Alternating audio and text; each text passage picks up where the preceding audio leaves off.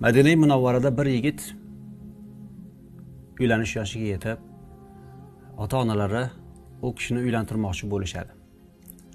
Shunda kimni uyiga boraylik, kimnikiga sovchilikka boraylik degan ma'noda savol berishganda, bo'lajak kuyov, sizlar kimnikiga borsangiz, kimni xonadonini qizini kelin qilib olib bersangiz, men roziman dedilar. Xo'p deb ular bir xonadonni uyiga sovchilikka borishadi, topishadi. Biz borgan xonadon bizdan-da taqvoliroq, bizdan-da obidroq xonadon. Tabiiyki ularning qizlari ham ana shunday go'zal, obida, ibodatlik hamda hayotda parhezkor bo'lgan qiz deb turib kuyovga aytishadi. O'g'lim, siz ham bir ko'ring. Ma'qul desangiz, qalbingiz jiz etsa, keyin to'y harakatini boshlaymiz. Farzand ota-onalarining fikrlari u kishi uchun qonun bo'lgan, ustun bo'lgan farzand ekan. Otajon, onajon, sizlarga ma'qul bo'lgan bo'lsa bo'ldi, menga ham ma'qul deb turib o'z ixtiyorlarini ota-onalarga topshiradilar. Xullas, ko'rmasdan uylanishga qaror qiladilar. Nikoh, demak, ota-ona farzandning roziligi bilan nikoh o'qitishadi, boshqa bo'ladi. Hamma marosimlar o'tgandan keyin kuyov kelinning huzuriga chimildiqqa kiradi.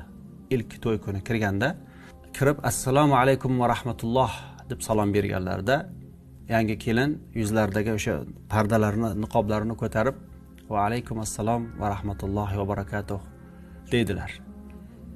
Kelin o'sha afrikalik qizlar qanday? Qop-qora tanlik, yuzlari ham qora.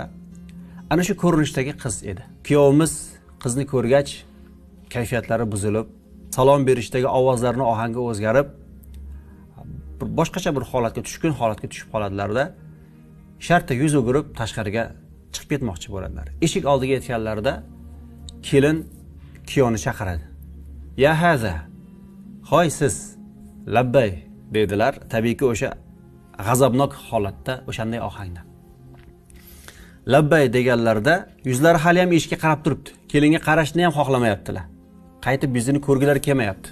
Alloh taologa Xudodan so'rab, duo qilib, yolvorib, ota-onalarini shu ko'rishi, meni ko'rishim deb turib ixtiyorni ota-onaga topshirganlar. Hammasiga rozi bo'lib turibdilar.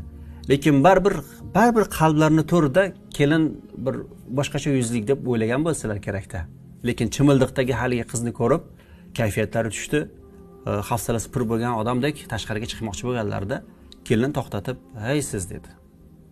Qaragilari ham kelmasdan, "Ha, labbay, nima demoqchisiz?" deganlarida, "Astaxartalloh." Allohga istixor qilganmidingiz? O'qigandim deganda kelin aytadilarki, "Atattahimu robbak."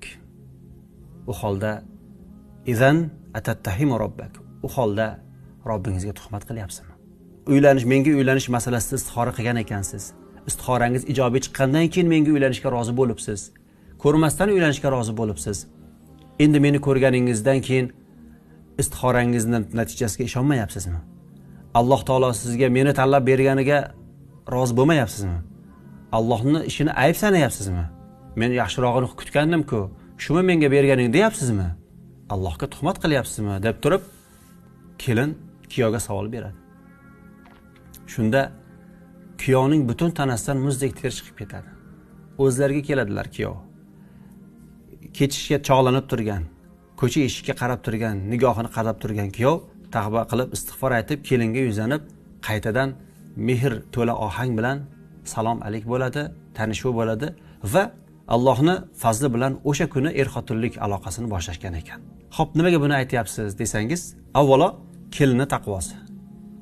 Allohga naqadar bog'langan qiz ekanligi, erini ham aqidasini joyiga to'g'rilab qo'ygani, tavbaga sababchi bo'lgani va buzilay deb turgan nikohni buzilishini oldini olishga sababchi bo'lgani, demak, e'tiborga molik.